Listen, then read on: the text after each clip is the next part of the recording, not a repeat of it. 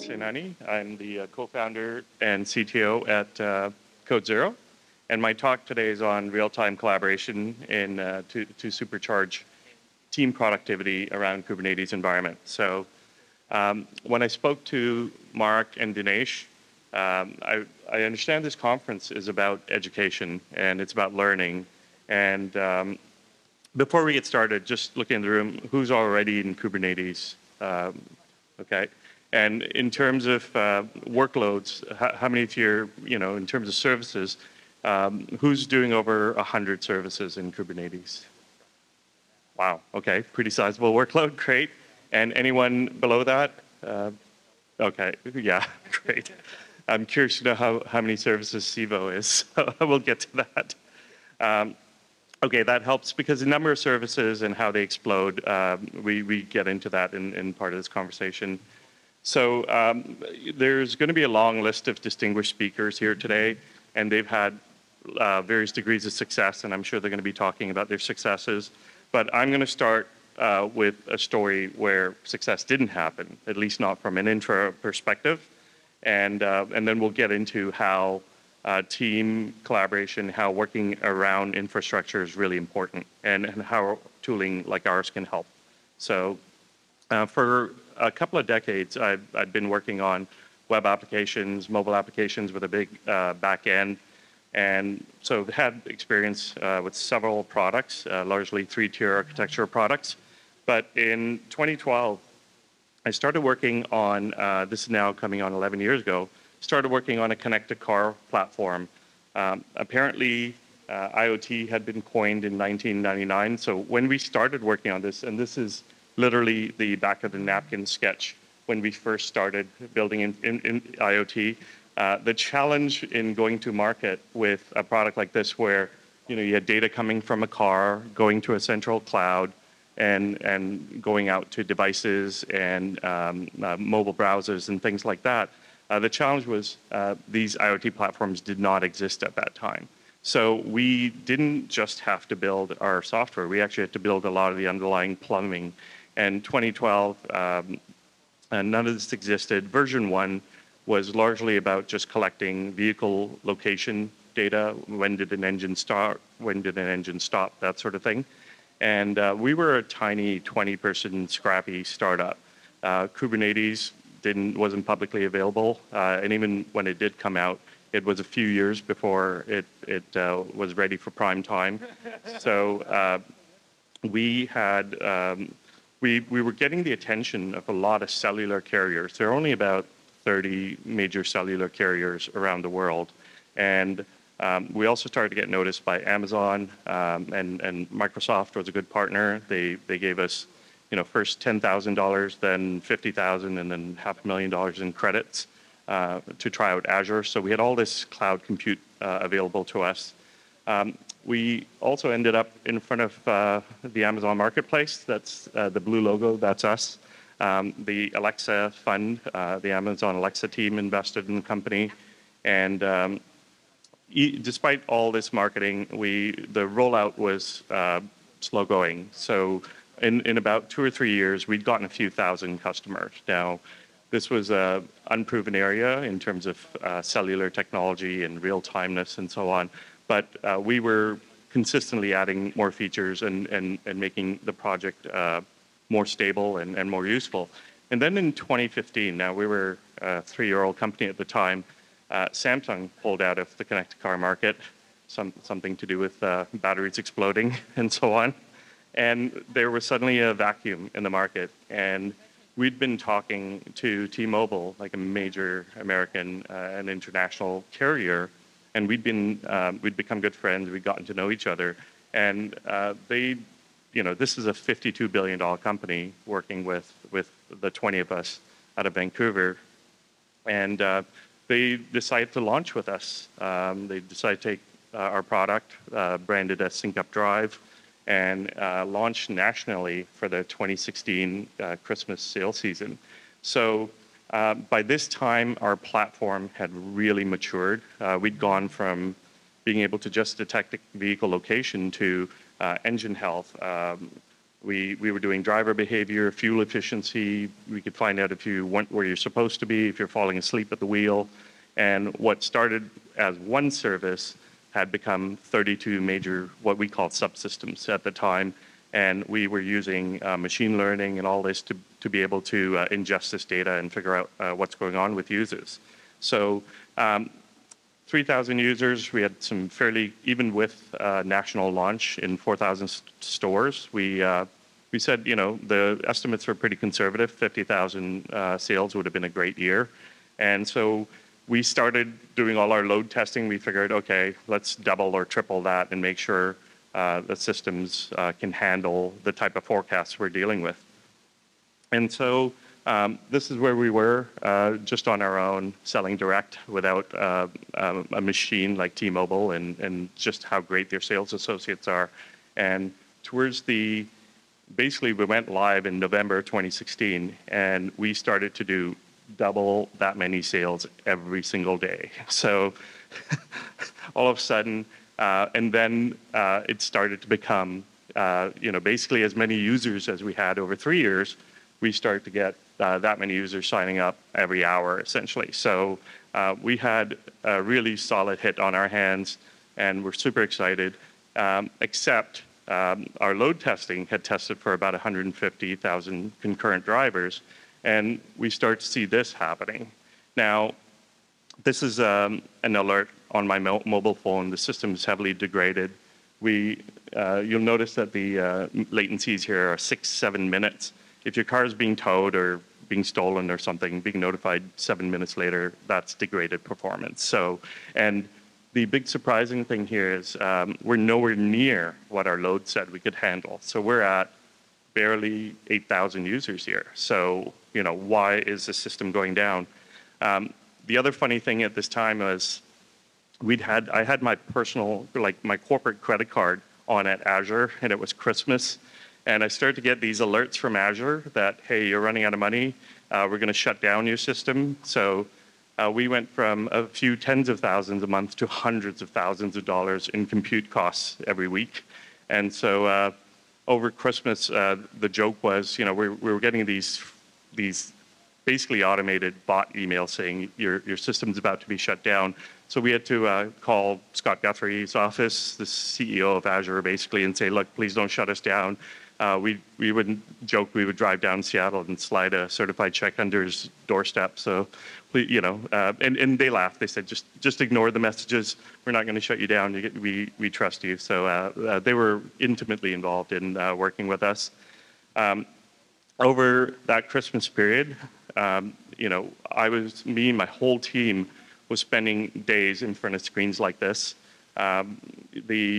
The challenge here was trying to decipher what is going on, and it didn't feel like computing science anymore. It felt more like physics, where I felt like I was a particle physicist looking at collider data, trying to decipher what was going on.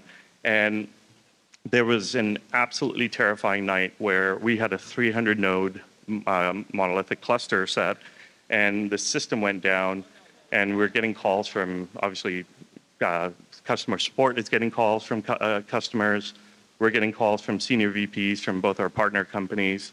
And there was, up until this point, there was little on the platform that any individual engineer, including myself, couldn't just go in and fix. Now we're suddenly far out of our element here. This is me. I once showed up to work in the unfortunate T-shirt that says, "I'm here because you broke something," and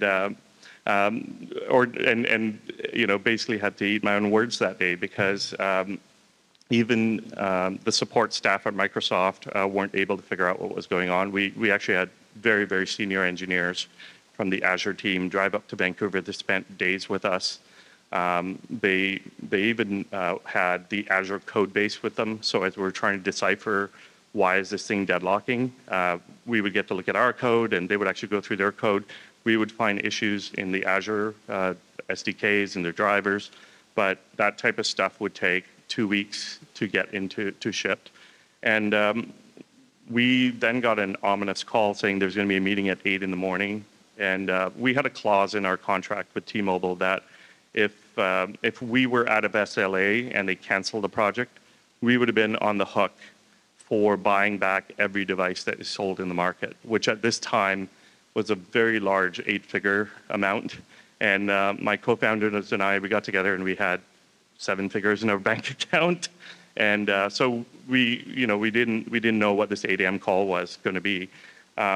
The long and short of it was, I want to stress the feeling here was up until this point, there was the understanding of the system and its complexity. We actually hadn't really understood how its complexity had grown. We'd just been adding more services and features, and this is very natural. You start with something very simple, and then you grow into hundreds of services and so on. So in the end, our tooling instrumentation completely failed us. So we knew one of the 32 services was deadlocking, and it was cascading and bringing the entire cluster down. Half the team was trying to look through code, look through logs, look at telemetry, trying to figure out how does this come back on. The other half basically did a binary segmentation. It took us 60 minutes at the time to deploy our application. So if you do the math, you have 32 systems, you shut down half of them, figure out did the deadlock go away, and then you just keep segmenting, and eventually you will find the system. And if you're lucky, it's one system. If you're unlucky, there are multiple things.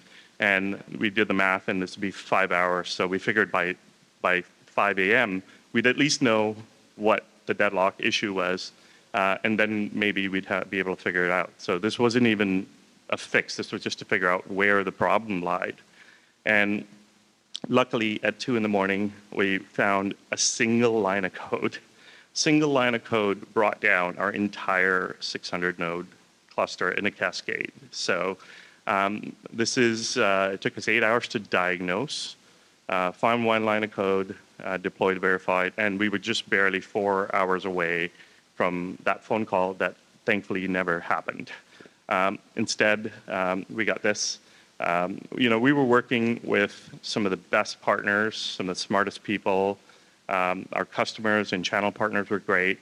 Got a message that even despite that outage the next day, they had record-breaking sales numbers.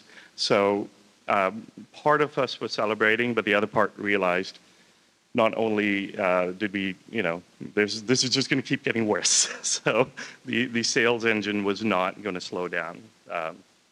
And this 6,000 would have been 2 years of, that would have been 6 years of sales for us at the previous trajectory, so if you guys recall. So why am I telling this story? I want to start with, even though we started with this platform experience really changed not just myself, but my entire engineering team, our thinking.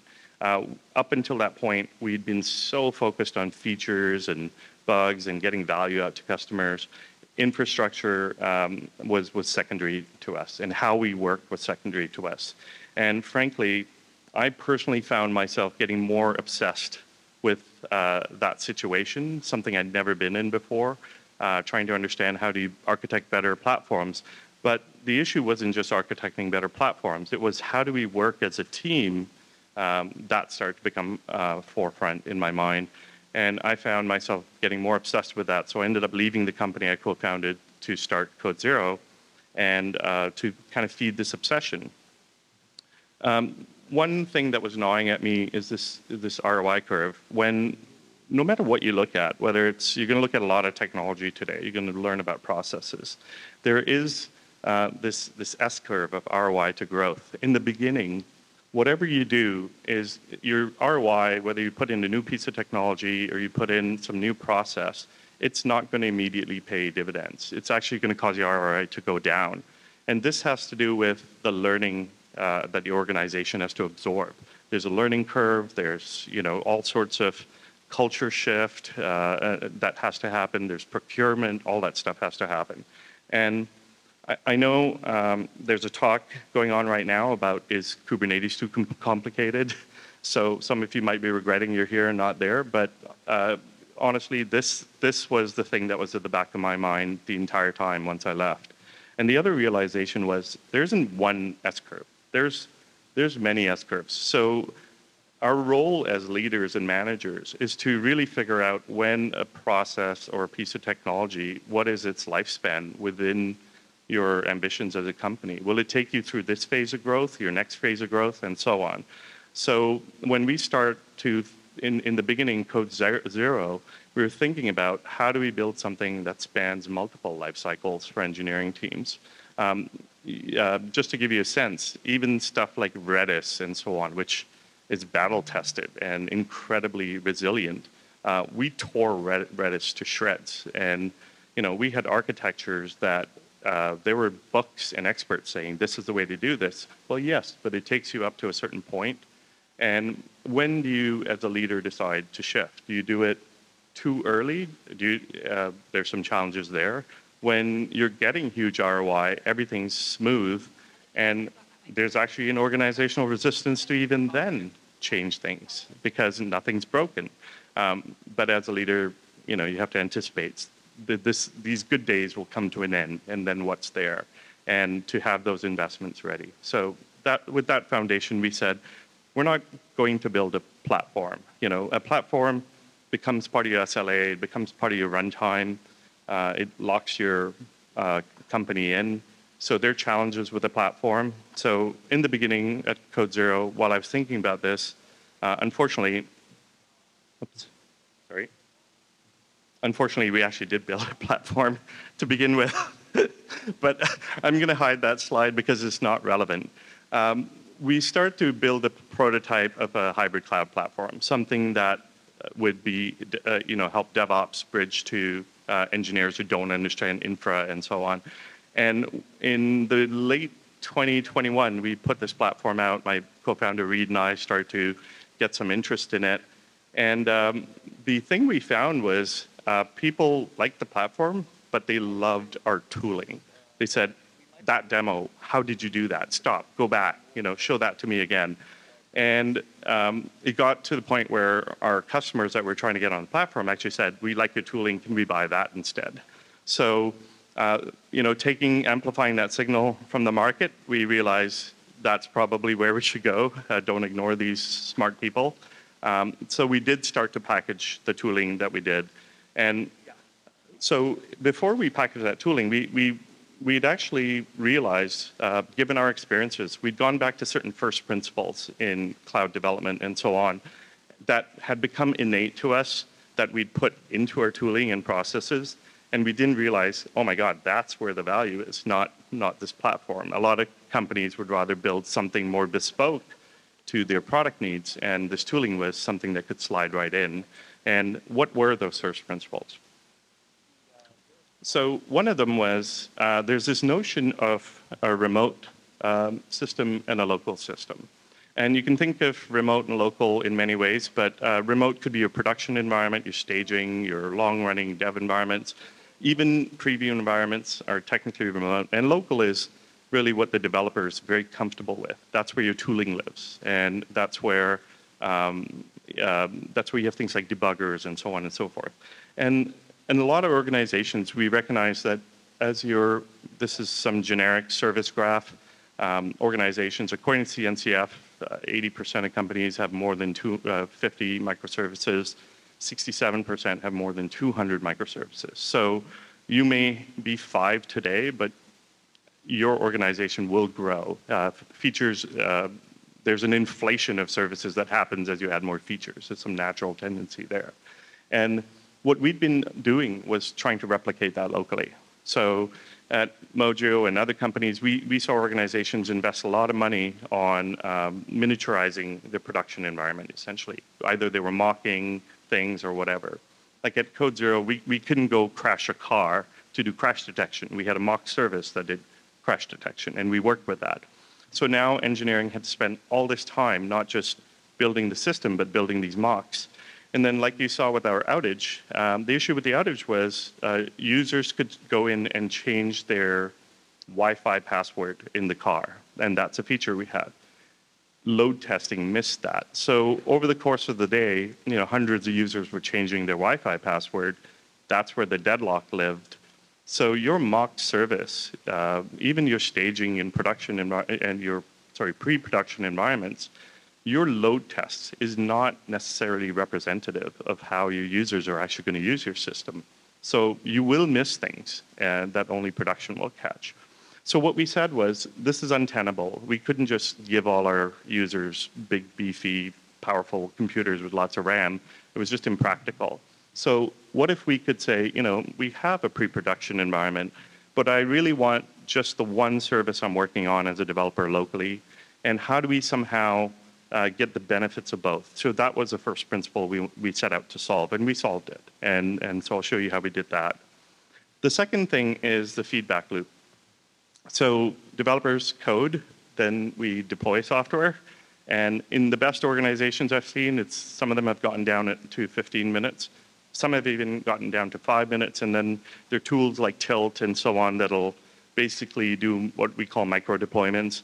But there's always this wait to deploy, and then you get to test your software. And software is, it's built iteratively, especially if, why are you deploying? You're deploying because I have a back-end system that I need to try with someone else's service or a front-end system, and we need to put it together to see how it works. So that's really why we're deploying. So it's not going to be feasible that you'll get it right the first time, unless it's really a trivial fix. So we were doing this all day long, and this is just considered normal practice. A whole week could go by, and this is how you engineer, right? So instead we said, what if we could code and immediately test and have that be the feedback loop? And when we're quite certain we've got things working the way we want, then do a deploy. So that was the second principle we figured our tooling had to deal with.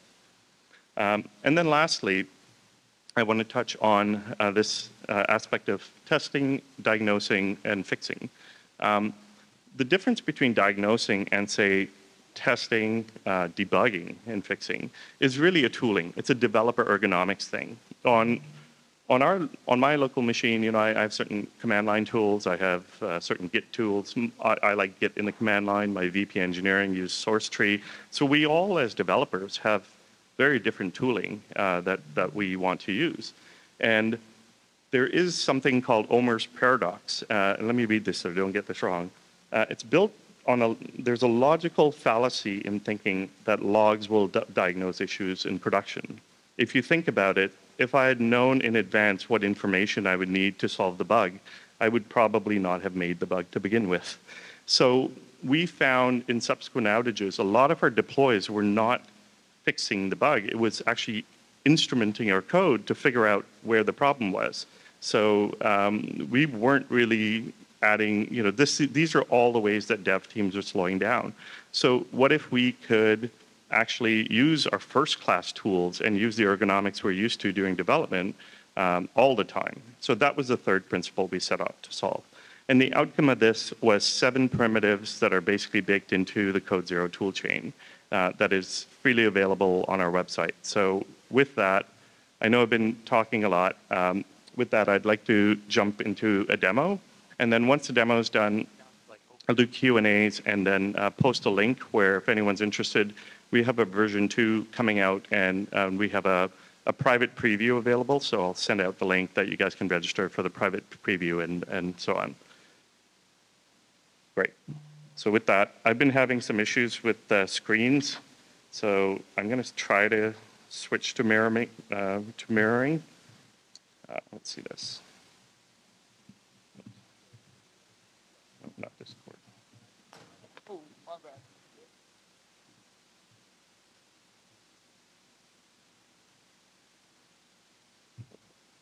That showed up there.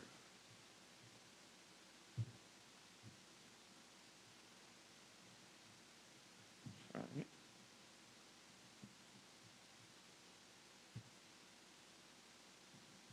Let's go back to.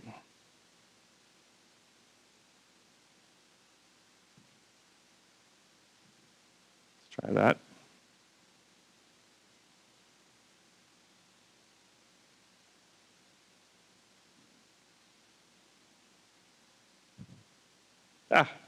Great. It didn't work when I was trying it earlier. All right. So, all right, that's working good. So to illustrate our tool set, we have this sample project. It's really a toned down basically a project that shows about 6 services, and we have a front end, a core API that has no dependencies, and then, sorry, has lots of dependencies in a Leaf API. And the project illustrates that you can have HTTP traffic, you could have WebSockets, you could have TCP, all sorts of traffic. And I've also gone ahead and deployed this project to a Civo Kubernetes cluster. So now, to illustrate that first point, where what would I do if I need to work locally? I would typically use Docker Compose or something and try to run all this. If I was a front-end developer, not only would I need that core API that I need, I have to think about the entire blast radius of I need the core API needs a database, the database needs to be seeded with data, all that stuff has to be part of my setup process. But really, at the end of the day, as a developer, all I care about is that API. Now, if I came into a browser and said, you know, give me this API, I'm going to get an error because my computer doesn't know what that is. If I take that URL and go into a command line, and if I try to curl it, that's not going to work either. So what I've done is I've installed the Codezero tooling. It's a simple, you can do a brew install or just an install script. And now the command here is, we call it teleport, where your local machine temporarily becomes part of the Kubernetes cluster. This is not you actually joining your computer as a new node. That's not what's happening. This is literally us taking over the DNS layer and the network layer on your computer. This is not a VPN. You're not VPNing in. There are problems with VPN in terms of now all your traffic will be going through the Kubernetes cluster. The other thing about this is this capability, we find that there are developers all over the world needing it. So you need it to be extremely fast and responsive to what's happening inside the cluster. Once I'm teleported, if I now do this curl command, data resolves. That service that's running in the Kubernetes cluster appears like it's running on my local machine. So, and it doesn't matter what tooling I use, whether I'm using a browser, curl, or whatever. So now, as a front-end developer, I can talk to that core API as if literally the local front end is running on inside the cluster. So that's the first experience that we wanted to deliver to address. Oops. I see what's going on. It's PowerPoint that's the issue. All right, we won't go back to PowerPoint. Let's see. Let's see if I can grab the signal back.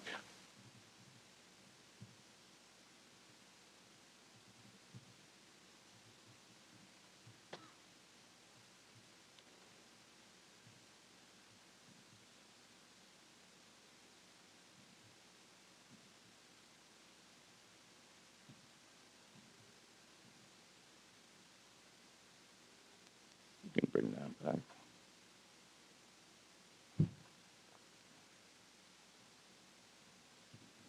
There we go. Okay. Killed PowerPoint. So that addresses that issue where we said you don't have to replicate that remote environment locally. If I came back to my terminal, there are no Docker containers running on my local machine to make this happen. I'm now going to close that session and illustrate the second item here. So when we were, and this is not just something you'd use in an outage, what I'm about to show you next would have been crucial. That 8 or 6 hours of diagnosing what was going on in production, we would have actually been able to assess the issue within 20 minutes with this next feature. But Reed and I were chatting about that. That's a fire extinguisher. That's something, you know, how often do you have an outage, and is Codezero really a tooling for outages? You might have, if you're lucky, 1, 2, 3 a year, and they won't be so severe.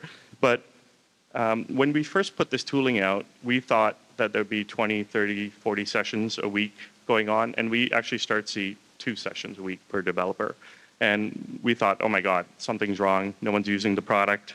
And as good product managers, we picked up the phone and called these folks and said, hey, what's going on? They said, no, your tooling's so good. We turn it on Monday morning, and this is just how we work. So a lot of our customers, and they range from 20 services to hundreds, they're basically, this is now their way of being. And I was embedded in one of our client organizations. We had a situation where the front-end engineer was in India, I was on the west coast of Canada, we had product managers on the east coast. All of us were trying to figure out how to do this. And here's what I'll show you now. So I've deployed this application into Civo. Let's get the cluster name. So let's show you what that looks like. Here's the IP address. Okay. I'm just going to bring that up in a browser. So that sample application, this is just the front end, and every 3 seconds it pulls, obviously a socket service is having issues, but it pulls the back-end core and leaf services every 3 seconds. I'm also going to bring up an anonymous window and put those side by side. And this time what I'm going to do is called an intercept. And what intercept's doing is it's basically putting a proxy in front of whatever service I want inside your. This could happen in production. It could, in this case, it could be in a pre-prod environment, whatever you want. And once you intercept a service, well, basically nothing happened, and you don't want anything to happen, because if you were to do this in production, if you were to route, in the case of Mojo, it was 20,000 requests per second, over 1 billion requests a day. Your local laptop would blow up. What I'm going to do now is use a third-party tool and inject a header. Oops, not that one. There we go. And now what's happening is the browser on the right has traffic for that service redirected to my machine. The browser on the left is still going into production. So in an outage scenario, I could do this and basically carve out a single user's traffic and use my local tooling to figure out what's going on. So at this point, I'm getting an error because nothing's running locally. I'm just going to start the service locally. What this is doing is I only need to run that one service I've intercepted. I don't have to worry about the entire application. Now what's happening is here's the service resolving on my local machine. If I went into a debugger and set a breakpoint and attach to that breakpoint, in a few moments that breakpoint broke, and I'm actually able to step through code instead of going and looking at logs and diagnostics and staring at graphs trying to diagnose what's going on. If I come back to the browser, I'm going to hit refresh. Assuming I was doing this in production, my production users would have no clue I'm doing this. So this will resolve. And if I came to the other place where the service is being intercepted, that's now stalled because I'm at a breakpoint. So just that one user. Now, how do we use this every day? The front-end engineer is making changes to the UI. I'm making changes to the API. We are actually working in a dev cluster in real time. And as I'm making API changes, they're verifying in the UI that things are working. And in doing this, no one is sitting around waiting for something to deploy. My entire challenge now became, instead of that 15 or whatever minutes, if I came in here and, let me just add a hi there. Oops, I'm not even going to spell it right, just, it's demo. If I made changes, effectively my test time is whatever my hot reload time or recompile time is. So here it is with the changes. So we're effectively able to just work as needed. And this is becoming a way that we're taking people into a place where stop thinking about this deploy to test cycle, work in a way where you and the production or the pre-production cluster are one. Where we're going from here now is we've got this thing working. It's a command line tool. We've got some UI. It still does require some infra knowledge to at least do the initial setup. There are technical terms like teleport and intercept. We've learned a lot in terms of how about 100 companies are using our tooling. Our goal now is to make it dead simple that a front-end engineer who's so busy learning about the latest React version and a back-end engineer who's looking at Node.js or Go, that's the other thing. Everything we're doing is working at the operating system level. You do not re-instrument anything. There's no additional logging. We don't have SDKs because you're not actually changing your source code in any way. So this is what's coming with 2.0 is just making it extremely simple for non-infra dev users to be able to work and collaborate in real time with each other outside of production environments or in production environments if that's what's needed. So let me see if I can bring up that QR code. If not, I'll pause here and open the floor to questions. Oh, go ahead. Oh, sorry, go ahead. Oh, thank you. You mentioned you were actively developing the back end and someone else was developing the front end and they were using your API changes. Were you deploying those like rapidly to the cluster or was the traffic being routed through the cluster to you? Traffic's being routed through the cluster to us. So we're not a micro deployment service. That is a valid technique, obviously. We said don't move containers, move traffic, and that's really what our solution is about. It's purely a layer 4 solution. Yeah. Awesome. Thank you.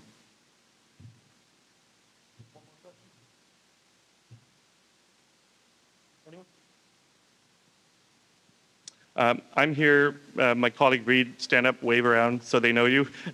We're here for the next couple of days. Very happy to meet everyone here and grab a pint. And if there's any questions you need or sneak peek to the next version and things like that, come find us. So we're really pleased to be here. Thank you.